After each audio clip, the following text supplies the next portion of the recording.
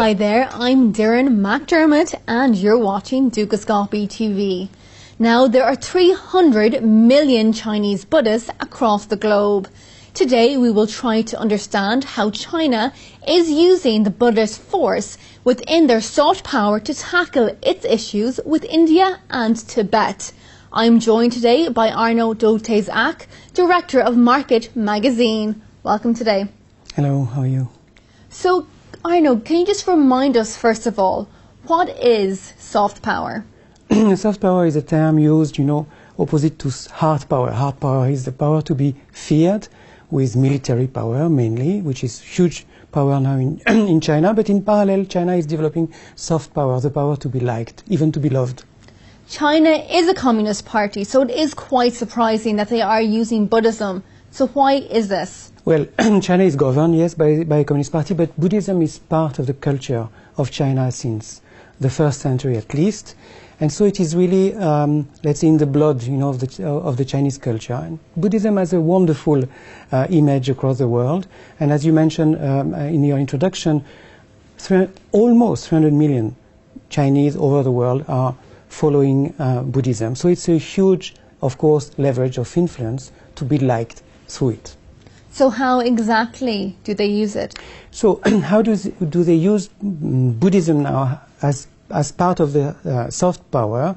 Is quite interesting. They invested a lot in presenting China as the protector, the benefactor of Buddhism worldwide. They have created a huge World Buddhist Forum, and they have created a sort of Vatican of Buddhism near Shanghai, 1 hour by train from Shanghai.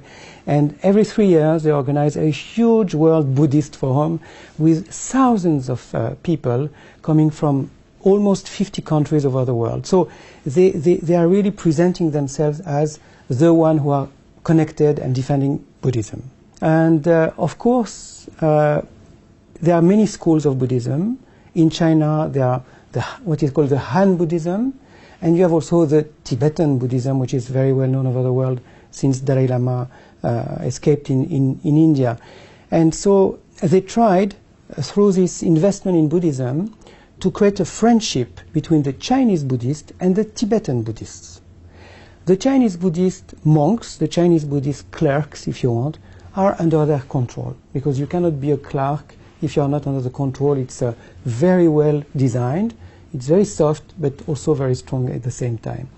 And slowly, with the help of money, with the help of investment in new temples and so on, they slowly started to convince the Tibetan monks, the Tibetan clerks, that finally it's not so bad to be friends with the Han Chinese Buddhist colleagues. And through this, they enter a huge tool of influence within the Tibetan community. So it's clear then they can be friends, the Chinese monks and of course the Tibetan monks. But the question is, how is China using this for their own benefits and causes? So this is very subtle, as always. Chinese mind is very subtle, very intelligent, and it's always very interesting to analyze. They have a conflict with India, for instance, at the northern border. And this is the place where, on the Indian side, all the Tibetan refugees are settled. And they understood that in Tibetan Buddhism, the devotion to the guru, the devotion to the clerk, is a main part, of this religion, of this part of the Buddhist religion. And they understood that if they can influence the top to love the Chinese monks, they will convey all the devotees to the same goal. So then can use their soft power at this very border, which, I remind the people, is still a military conflict place, which has not been yet settled since 1962. So this is one aspect. Behind this is also money, huge money. There are some people who are raising funds for Tibetan cause, a lot.